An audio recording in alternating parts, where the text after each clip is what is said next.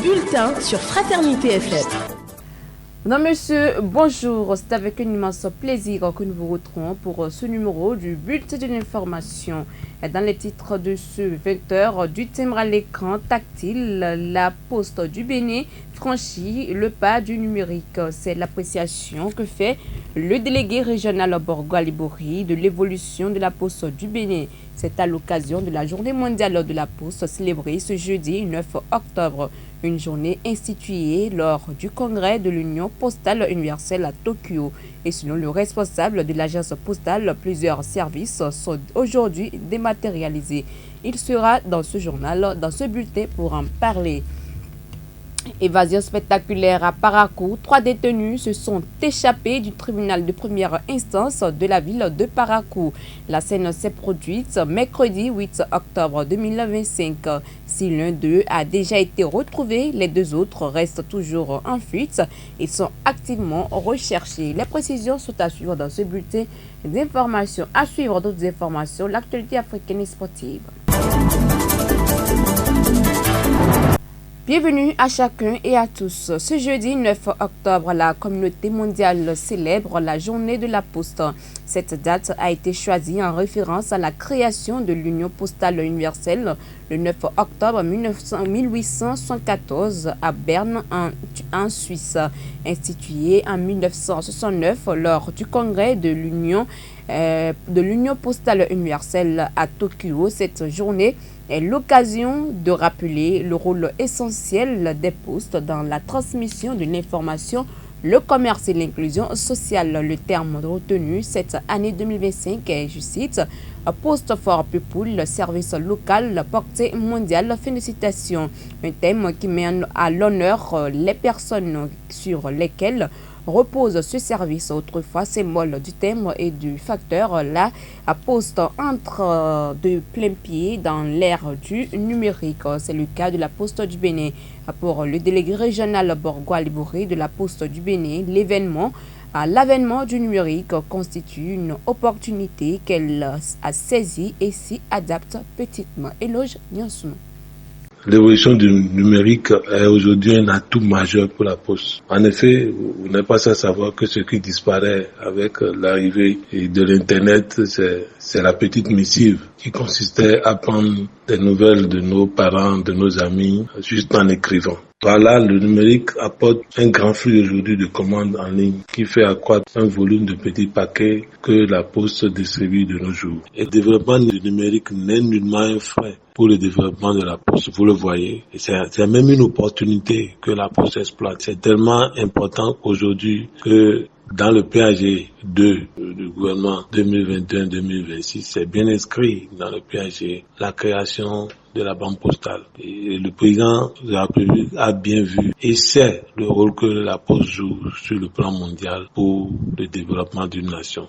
En termes d'innovation, il faut dire que nous avons aujourd'hui une plateforme qui permet à tous nos clients, sur tout l'étendue du territoire national, de faire des commandes et de les recevoir depuis leur maison. Il s'agit de la plateforme Rapid Post, qui est téléchargeable aujourd'hui sur Play Store, qui facilite la vie à tous nos citoyens. Il faut aussi dire que nos services financiers aujourd'hui sont tous digitalisés. Vous n'avez plus besoin de faire de longues distances pour faire des retraits, pour avoir l'information sur vos comptes. Nous avons une application Post Mobile Banking aussi que nous avons déployée. Et la Poste a fait l'option de dématérialiser ses livrets. Ce qui consiste aujourd'hui, quand vous allez dans une agence commerciale de la Poste, vous n'avez plus nécessairement besoin d'un livret avant de faire vos opérations en guichet.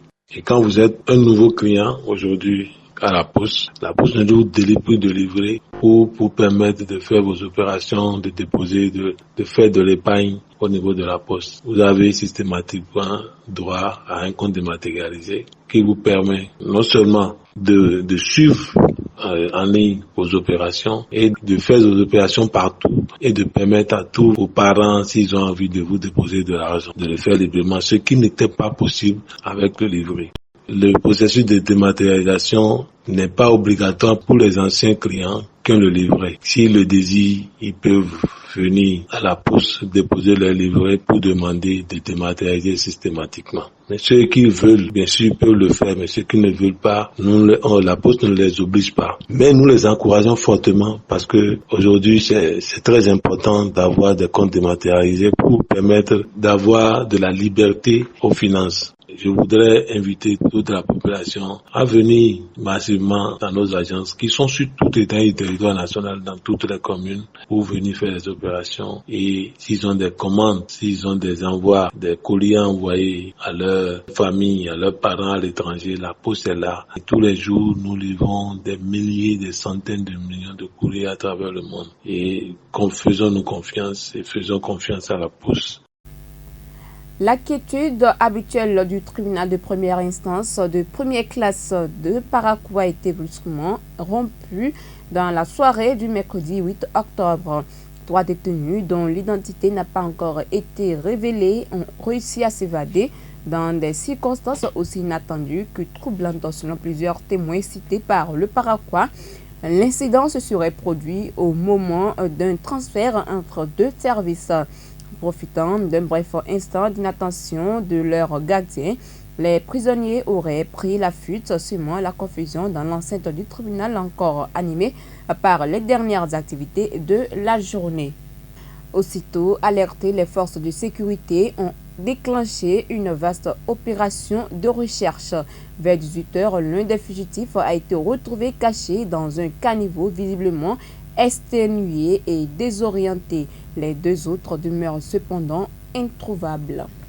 La commune d'Abomey-Calavi s'apprête à accueillir un centre funéraire ultramoderne avec une morgue, un crématorium et une école de formation en thanatopraxie. C'est l'une des décisions majeures prises en Conseil des ministres de ce mercredi 8 octobre. Cette initiative inscrite dans le programme d'action du gouvernement vise à repenser le traitement des défunts, garantir des conditions sanitaires optimales et offrir une alternative de sépulture. Ce projet marque un tournant dans la professionnalisation du secteur funéraire au Bénin. Le porte-parole du gouvernement, Wilfried Leandro Mouedji, donne plus de précisions sur cette décision. Contractualisation pour la maîtrise d'œuvre complète dans le cadre du projet de construction d'un centre funéraire, d'une morgue, d'un crématorium et d'une école de formation à thanatopraxie dans la commune d'Abomey-Calavi. La construction de ce centre est prévue au programme d'action du gouvernement dans le but de réorganiser et de moderniser le service funéraire afin que soient prises en compte toutes les commodités s'appliquant aux défunts. La mise en œuvre de ce projet permettra notamment de améliorer les conditions de conservation des corps des personnes décédées aux fins de garantir la sécurité sanitaire des travailleurs funéraires et des familles, moderniser la pratique de différentes activités en lien avec les enterrements, former les personnels aux méthodes de soins de conservation des corps sans vie, proposer la crémation comme nouveau mode de sépulture. Il importe, pour ce faire, que la conception architecturale, les études techniques, d'impact environnemental et social, la surveillance et le contrôle des travaux soient réalisés avec professionnalisme. Le Conseil a donc marqué son accord pour la contractualisation avec une entreprise spécialisée à l'effet de leur prise en charge.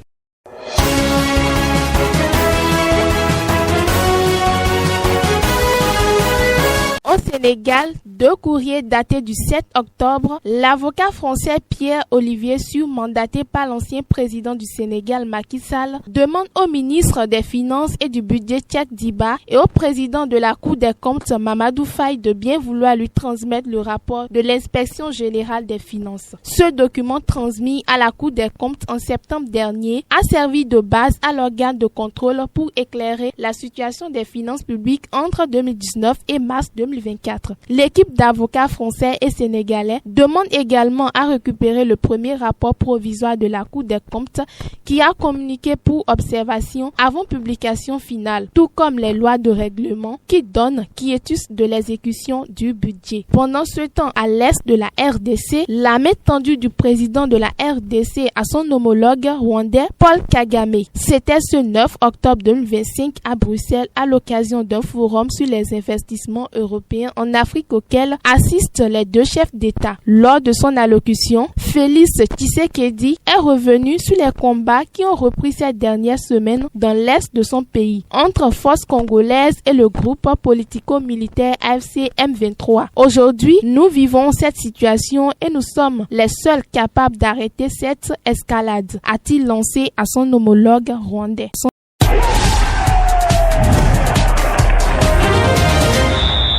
Les informations sportives de ce bulletin, pour en parler, je reçois aujourd'hui Epiphane Chabi. Match Rwanda-Bénin, les Guépards dans la dernière ligne droite. Oui, évidemment, les Guépards du Bénin qui abordent donc les préparatifs. Ils entrent dans la dernière ligne droite avant le choc de Kigali. La préparation des Guépards du Bénin touche à sa fin à la veille du match tant attendu contre le Rwanda, comptant pour la 9e journée des éliminatoires de la Coupe du Monde 2026. Et ce jeudi 9 octobre 2025, le programme des hommes de Guénotro est bien chargé entre conférences de presse officielles et dernières séances d'entraînement. Il faut dire, comme le veut donc le protocole de la FIFA, le sélectionneur Guénotro va s'adresser aux médias à 17h45, soit à 16h45 heure de Cotonou depuis le stade Amaoro. Il sera accompagné d'un joueur de son choix pour évoquer les derniers réglages, l'état d'esprit du groupe et les enjeux de cette rencontre décisive. Et juste après la conférence, les Guépards vont effectuer leur ultime séance d'entraînement de 18h à 19h sur la pelouse principale du stade Amaoro. Les 15 premières minutes seront ouvertes à la presse pour la traditionnelle séance photo et les prises d'images. Ensuite, l'entraînement va se poursuivre à huis clos afin donc de préserver la concentration et les choix tactiques du staff technique. Cette ultime démarche, cette ultime mise en place donc permettra à Guénotro de peaufiner les derniers détails avant le coup d'envoi de ce Rwanda-Bénin prévu ce vendredi 10 octobre, 2025 à partir de 17h heure de Cotonou. Coupe du Monde 2026, l'Égypte valide son ticket, le Ghana tout proche. Les pharaons d'Égypte ont décroché leur qualification pour la Coupe du Monde 2026 à l'issue de la 9e journée des éliminatoires africaines. Solides leaders de leur groupe, les hommes de Oussam Hassan ont confirmé leur supériorité en s'imposant face à la Tanzanie, validant ainsi leur billet pour le mondial nord-américain. Ce succès confirme le retour en force de la sélection égyptienne, amené par son capitaine emblématique Mohamed Salah. De son côté, le Ghana n'est plus qu'à un seul pas de la qualification. Les Black Stars ont réalisé une belle opération lors de la 9e journée, s'imposant sur le fil face au Mozambique. Et grâce à cette victoire, les Ghanéens confortent leur première place et n'auront besoin que d'un point lors de la dernière journée pour assurer leur présence au Mondial 2026. La bande à Thomas Partey et Mohamed Kudus confirme ainsi sa montée en puissance après un parcours marqué par une rigueur tactique et des efficacités offensives retrouvées. C'est la fin de ce bulletin de l'information que j'ai eu le plaisir de vous présenter. Merci de nous avoir suivis. À demain.